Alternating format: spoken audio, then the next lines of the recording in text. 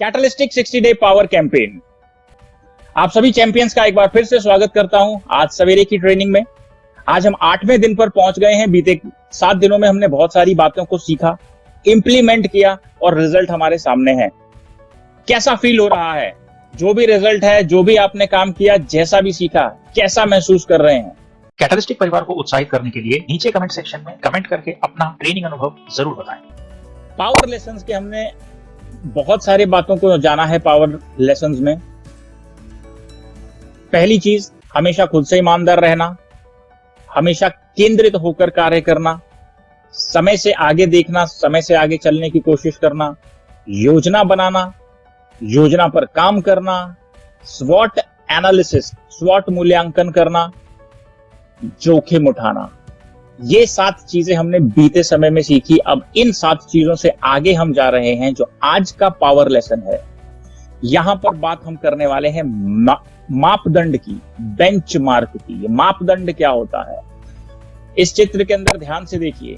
ये लड़का या ये जो खिलाड़ी है, ये इस बार के ऊपर से कूदेगा, हाई जंप करेगा, ठीक है। लेकिन हाई जंप अगर ये इतनी ऊपर से कर रहा है, अपनी हाइट से ऊपर कर रहा है, तो इसने शुरुआत कहां से की होगी? इसने शुरुआत हमेशा कहीं ना कहीं नीचे से की होगी। पहले ये थोड़ी ऊंचाई के ऊपर ये टापा होगा, फिर उसके ऊपर टापा होगा, फिर उसके ऊपर टापा होगा। जो खिलाड़ी होते हैं वो धीरे धीरे अपनी क्षमता बढ़ाते जाते हैं। तो बेंचमार्किंग का मतलब होता है कि कोई ऐसा मापदंड जिसके ऊपर आप काम करने वाले हैं, जिससे बेहतर काम करने वाले हैं। मान लीजिए आज आपने 100 मीटर की रेस दौड़ी और 100 मीटर आप दौड़े 30 सेकंड में, तो 30 सेकंड जो है आपका बेंचमार्क बन गया, आपका मापदंड बन गया कि अब मैं अगर अगली बार दौड़ूं तो मुझे अपने शरीर को इस तरीके से तैयार करना है, अपनी बॉडी को इस तरीके से तैयार करना है, अपनी स्पीड को इतना बढ़ाना है कि 30 सेकंड से पहले मैं 100 मीटर दौड़ लूं। इसको कहते हैं बेंचमार्क। इस चित्र के अंदर बड़ा क्लियर है कि अगर आपको इस लाल वाले बार के ऊपर से निकलकर जाना है तो उससे पहले आपको थोड़ी ऊंचाइयों को बढ़ाना पड़ेगा, और इसने कहीं नीचे से शुरू किया होगा और आज उस ऊंचाई तक पहुंचा है। तो जो बेंचमार्क है, ये बहुत ही महत्वपूर्ण विषय है किसी भी व्यापारी के लिए। जिन व्यापारियों को या कंपनियों को बेंचमार्किंग करनी नहीं आती, वो कभी भी सक्सेसफुल नहीं होती। जितने टॉप कॉर्पोरेट्स हैं, जितनी लिमिटेड कंपनीज हैं, सीरियस, वो सभी के सभी लोग बेंचमार्किंग करते हैं। बेंचमार्क है क्या? क्वालिटी और परफॉर्मेंस मापने का एक तरीका है। आज हम जो बात कर रहे थे, हमने अपनी पिछले 10 दिन की परफॉर्मेंस देखी। अब उस परफॉर्मेंस से आपको क्या अंदाजा लगता है, उससे आप कैसे क्वालिटी को मेंटेन करोगे, इन सारी चीजों की गणना करने के लिए बेंचमार्किंग की जाती है। यानी बेंचमार्किंग जब हम करते हैं तो उससे हमारी क्वालिटी सही है या नहीं उसका पता चलता है, सही तरीके से परफॉर्मेंस दे पा रहे हैं या नहीं उससे वो पता चलता है। बेंचमार्किंग का मकसद क्या है?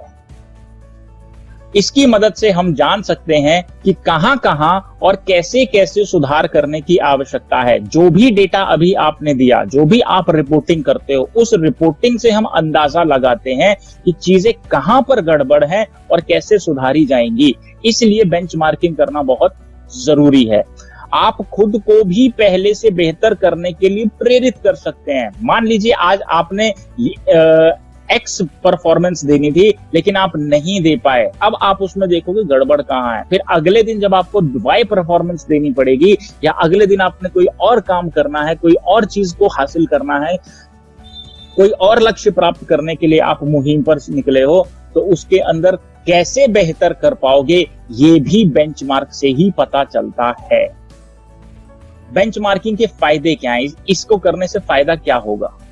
सुधार करने में मदद मिलेगी। बड़ा सिंपल सा कॉन्सेप्ट है। बेंचमार्क अगर आपके सामने है तो आप उसके अनुसार, उस गणना के अनुसार, उन आंकड़ों के अनुसार बहुत आसानी से सुधार कर सकते हो। मान लीजिए आप जो है अपनी बाइक में पेट्रोल डलाते हैं 100 रुपए का, ठीक है, और एक ऐसे पेट्रोल पंप से डलवाते हो जो आपका जानकार है, जहां पे टाका नहीं मारा जाता, और आपको पता है कि अब 100 रुपए के पेट्रोल से मैं कहां जाऊंगा, मेरी कार कहां जाएगी, मेरी बाइक कहां जाएगी, आपको अंदाजा है। आपने इमरजेंसी में कहीं और डलवाया और उसने 50% का टाका मार दिया। आपके दिमाग में तो यही होगा ना कि मेरी बाइक ऐसा परफॉर्म कर रही है और इतना तेल डलाने के बाद मेरा काम इतने दिन चल जाता है या इतनी दूर में जा सकता हूँ, उसी मानसिकता के हिसाब से आप चल पड़े और पता चला कि आधे रास्ते में आपका पेट्रोल खत्म हो गया और आप सड़क पे खड़े हो गए, राइट। आपके दिमाग में केवल एक ही चीज आएगी, जिंदगी में कभी भी उस पेट्रोल पंप से अब मैं तेल नहीं भरवाऊंगा। ये क्या पता चल गया, आपके पास आंकड़े आ गए, आपको क्वालिटी का पता चल गया, भाई टाका मारता है, परफॉर्मेंस नहीं दे पाया। क्वालिटी में अगर दिक्कत आई, परफॉर्मेंस में दिक्कत आएगी। तो जो बेंचमार्किंग हम करते हैं, इसका सबसे बड़ा फायदा ये है कि जो आपने पिछले दिन काम किया, आपका वो बेंचमार्क बन गया, ठीक है। अगर वो बेहतर है तो ठीक है, अगर नीचे है तो उसके नीचे जाने की जरूरत नहीं है, फिर एक दिन और पीछे जाइए। मान लीजिए आज आपको परफॉर्म करना है, 5 सेल करनी है, ठीक है, पिछले दिन आपने 4 की, उससे पहले आपने 6 की, तो आपका बेंचमार्क 6 होना चाहिए कि जो आज हम परफॉर्म करेंगे वो 6 या 6 से ऊपर जाएंगे, राइट। तो इस तरीके से जो है सुधार किया जाता है इन आंकड़ों से। जो भी रिपोर्ट्स आपके पास आ रही हैं, वो रिपोर्ट्स पढ़ने का तरीका है बेंचमार्किंग। इससे होता क्या है, बेंचमार्किंग से आपको मार्गदर्शन मिलता है और आप पहले से बेहतर करने के लिए तैयार हो जाते हैं, आपको मदद मिलती है पहले से बेहतर परफॉर्म करने के लिए, करेक्ट। इससे क्या होगा, इससे क्वालिटी और कस्टमर सेटिस्फेक्शन बढ़ाने में आपको मदद मिलती है। जो भी आप बेंचमार्क के अंदर देखेंगे कि यहां पर सुधार करना है, वहां पर सुधार करना है, यहां पर गलती है, वहां पर गड़बड़ है, तो सारी चीजों को जब आप एक जगह पर उठा कर लाते हैं, उन आंकड़ों को आप देखते हैं, तो आप अपनी सर्विस की या प्रोडक्ट की क्वालिटी भी बहुत अच्छी कर पाते हो और कस्टमर सेटिस्फेक्शन बढ़ाने में आपको मदद मिलती है। इसके अंदर वो सारी चीजें भी आती हैं जो आपको मार्केट में प्रॉब्लम क्रिएट कर रही हैं कि इस वजह से ये दिक्कत हुई, इस वजह से ये दिक्कत हुई, इस वजह से ये दिक्कत हुई। उन दिक्कतों के चलते ये सारी की सारी दिक्कतें आपके सामने एक पहाड़ बनकर खड़ी हो जाती हैं। इसलिए जो क्वालिटी है, जो कस्टमर सेटिस्फेक्शन है, उसको बढ़ाने में बेंचमार्किंग से मदद मिलती है। इसको करना कैसे? एक विषय वस्तु का चुनाव करें। जैसे अभी हमने पीछे चित्र देखा था, उसके अंदर वो एक बार लगाया है और हर बार उससे ऊपर टापने की कोशिश कर रहा है। जब कंपटीशन होता है तब क्या होता है, जब कंपटीशन का समय चलता है उस समय ये सारे के सारे बार ऊपर किए जाते हैं और जो सबसे ऊंचा कूदता है उसी को विजेता घोषित किया जाता है। इसलिए आपके पास एक मानक होना चाहिए, एक पॉइंट होना चाहिए, एक ऐसा डेटा या आंकड़ा होना चाहिए जो ये आपको बताए कि मुझे इससे ऊपर परफॉर्मेंस देनी है। लक्ष्यों का चुनाव करें। आपने जो भी टारगेट बनाया हुआ है उसको चुनना आपके हाथ में है। बेंचमार्किंग के लिए बहुत जरूरी होता है कि लक्ष्यों का चुनाव किया जाए। आप जहां भी हो उस स्थिति को लिख लें। आप जहां भी पहुंचे, मान लीजिए आपको आज ये परफॉर्म करना था और आज आप थोड़ा सा चूक गए, उसे लिख लो। अगले दिन फिर लिख लो, उसके बाद फिर लिख लो, फिर उसको देखो कि हाँ कहां पर दिक्कत आ रही है। अगर मैंने पहले दिन परफॉर्म किया तो उस दिन मैंने ऐसा क्या बोला, क्या किया, कैसे किया जिसकी वजह से मेरे को अच्छा रिजल्ट मिला, और अगले दिन मैं कहां चूक गया, उसके बाद क्या दिक्कत आई, अच्छा उसके बाद ज्यादा सेल आई हुई है, वहां पे मैंने क्या किया। जब ये 4-5 दिन का आप डेटा उठा लोगे, आंकड़े उठा लोगे, आपको ये पता चल जाएगा आज मैं किस स्थिति पर खड़ा हूं। जैसे भी अभी आपने सवेरे मेरे को आंकड़े दिए कि जी आज तो हमारा टारगेट ये हो गया, ठीक है, वो आपकी परिस्थिति है, आप वहां पर हो, आपको वो करना चाहिए, आपको वो करना पड़ेगा, ठीक है, तो आपके सामने स्थिति क्लियर हो गई। चौथा, आंकड़े इकट्ठा करें और उनको एनालाइज करें। ये दोनों ही बातें भी हमने आपके सामने क्लियर कर दी कि आपको उन सारे डेटास को इकट्ठा करना है, पीछे क्या हुआ, अभी क्या हुआ, आगे क्या होगा, कल क्या करना है, और उसके बाद उसके ऊपर ध्यान दीजिए कि ये कैसे हो रहा है, क्या हो रहा है, कहां पर चूक हो गई। उसके बाद उसे ठीक करना है, फिर उसको अपनी परफॉर्मेंस से मिलाना है उन आंकड़ों को कि आज क्या है और पहले क्या था और कल क्या हो सकता है, करेक्ट। उसके बाद दोबारा से प्लानिंग करो। जब आपके सामने एक पिक्चर आ जाएगी कि कल ऐसा था परफॉर्मेंस, परसों ऐसा था, उससे पहले ऐसा था, आज क्या करना है, तीनों से आपको पता चल जाएगा। आपको दोबारा से प्लानिंग करनी पड़ेगी। चलिए प्लान चेंज करते हैं। अगर हमने ये किया था, अब ये करके देखते हैं और देखते हैं क्या रिजल्ट आता है। तो ये कंटिन्यूअस प्रोसेस है, ये लगातार चलता है, तो ये चलता रहता है और इसको बार बार करना पड़ता है, रोज करना होता है, ठीक है। इंडिविजुअल के केस में और कंपनीज के केस में हम लोग जो है इसको एक मानक पे करते हैं, कुछ दिन के बाद करते हैं, 1 महीना, 2 महीना, 3 महीना, ठीक है। प्रोसेस के लिए अलग होता है, बाकी कई चीजों के लिए अलग होता है। तो बहुत टेक्निकल चीजें आगे आने वाले समयों में मैं इसके बारे में आपको अलग से बताने वाला हूं। तो छठे पॉइंट पर हमने जो है प्लानिंग करनी है सारी चीजों को जानने के बाद।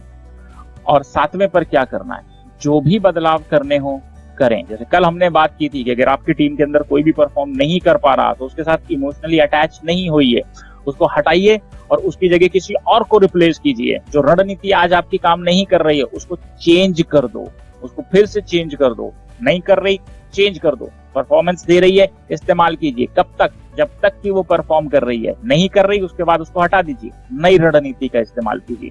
यानी कि बदलाव करने बहुत जरूरी है। इसीलिए हमने भी प्रावधान रखा हुआ है कि हमारे कैप्टन और इंचार्ज जो हैं वो सारे के सारे चेंज होंगे। इससे हमको ये पता चलेगा कि किस व्यक्ति की लीडरशिप के अंदर सबसे ज्यादा फायदा हुआ है प्रोजेक्ट को या कंपनी को। जिसके साथ होगा वो आगे प्रमोशन होंगे उसके, और वो आगे निकल जाएगा बाकी लोगों से। तो हमारे को डबल फायदा हो गया। एक तो हमको लीडर मिल गया और दूसरा उसकी लीडरशिप में काम जो हुआ है उससे हमको मुनाफा हो गया। तो दोनों ही चीजें जो है साथ साथ चलती हैं। 8वां पॉइंट है कि जब आप ये सारी चीजें कर लें और आप बदलाव की परिस्थिति तक पहुंच जाएं, उसके बाद क्या करना है, फिर से उस पूरे प्रोसेस को दोहराना है। क्या करना है? दोबारा से एक सब्जेक्ट चुनिए कि कहां पर आपको चेंज करने हैं, क्या चीज के ऊपर आप सुधार करना चाहते हो। उसके बाद लक्ष्यों का चुनाव करिए। उसके बाद जहां भी आप हो उस स्थिति को लिख लो, आंकड़े इकट्ठा करो, उसको एनालाइज करो, फिर अपनी परफॉर्मेंस को आंकड़ों से मिलान करो।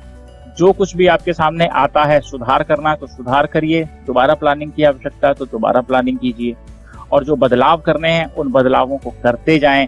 और जब आप दोबारा से इस पॉइंट पर पहुंचेंगे तो फिर क्या करना है, दोबारा से उसको दोहराना है। और ये कंटिन्यूअस प्रोसेस है, पूरी जिंदगी आपके साथ चलेगा। अगर आपके बच्चों के विषय में बेंचमार्किंग करनी है तो उनके परफॉर्मेंस पर देखिए कि क्या रिजल्ट आया था। रिपोर्ट कार्ड क्यों मिलती है? वो एक बेंचमार्क है कि भाई साहब पिछले सेमेस्टर के अंदर या पिछले परीक्षा के अंदर 10 में से 8 नंबर मिले, अभी मेरे को 8 से ऊपर जाने के लिए तैयारी करनी है। 8 से नीचे के लिए तैयारी वो लोग करते हैं जो लोग उस पर ध्यान नहीं देते। जब तक आपको कागज पे लिखे हुए आंकड़े नहीं समझ में आएंगे तब तक आप एक बेहतरीन व्यापारी नहीं बन सकते। ध्यान रखना, ये आंकड़े ही हैं जो बिजनेस चलाते हैं। भावनाओं से, प्रोडक्ट से और सर्विस से बिजनेस नहीं चलता। ध्यान रखना, आपके पास क्या प्रोडक्ट है, क्या सर्विस है, उससे आपका बिजनेस चलेगा असंभव है। आंकड़ों से बिजनेस चलता है। मान लीजिए आप जो है कोई सर्विस दे रहे हो मार्केट में, जिससे कंपनीज को सॉफ्टवेयर मिलता है और उस सॉफ्टवेयर के चलने से वो कंपनी का सिस्टम अच्छा चल रहा है। दूसरा कोई मार्केट में आ गया, ठीक है, आप दे रहे हो 100 रुपए का, उसने दे दिया 99 रुपए का। अब क्या होगा? अब आपको अपनी या तो कीमत कम करनी पड़ेगी या अपना क्लाइंट छोड़ना पड़ेगा। तो आप कहां तक जा सकते हो? आप जा सकते हो नीचे, या आप अपनी क्वालिटी की वजह से मजबूती से खड़े हो सकते हो। तो ये बहुत सारी चीजें चलती हैं बिजनेस के अंदर, और ये आंकड़े ही जो हैं वो बिजनेस को सक्सेसफुल करते हैं। ये आंकड़े ही हैं जो बिजनेस को आगे बढ़ने में, रुकने में, बंद होने में या मार्केट से हट जाने के लिए पूरी तरीके से जिम्मेदार हैं। ध्यान रखना, आप जो प्रोडक्ट या सर्विस दे रहे हो दूसरे भी दे रहे हैं, तीसरे भी दे रहे हैं, चौथे लोग भी दे रहे हैं, पांचवे भी दे रहे हैं, बहुत सारे लोग दे रहे हैं, लेकिन आप क्या कर रहे हो? आपके आंकड़े क्या बोल रहे हैं, उनके आंकड़े क्या बोल रहे हैं? करेक्ट, जियो का, एयरटेल का, बाकी सारी मोबाइल कंपनीज का अगर आंकड़ा आप लें तो आज जियो सबसे आगे है। क्यों? क्योंकि उसके आंकड़े बोल रहे। बहुत सारे लोगों को कॉल में प्रॉब्लम है लेकिन नेट मिल रहा है। इससे हमें क्या पता चलता है कि लोग एक दूसरे से बात करना कम और अपना एंटरटेनमेंट ज्यादा चाहते हैं।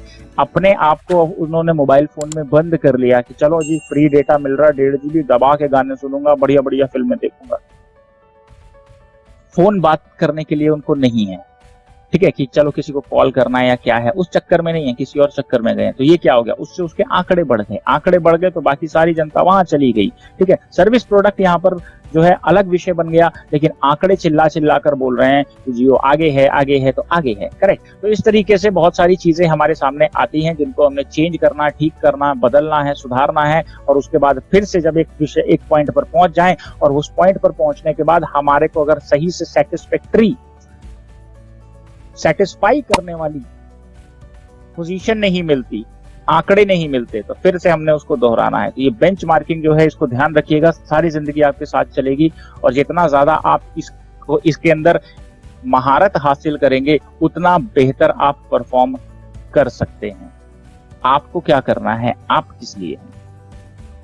आपको कोई भी काम करना है उसके लिए आपको बेंचमार्किंग की आवश्यकता पड़ेगी। बेंचमार्किंग को सिद्ध कीजिए ताकि जीत और सफलता हमेशा आपके गले में विजय माला डालती रहे।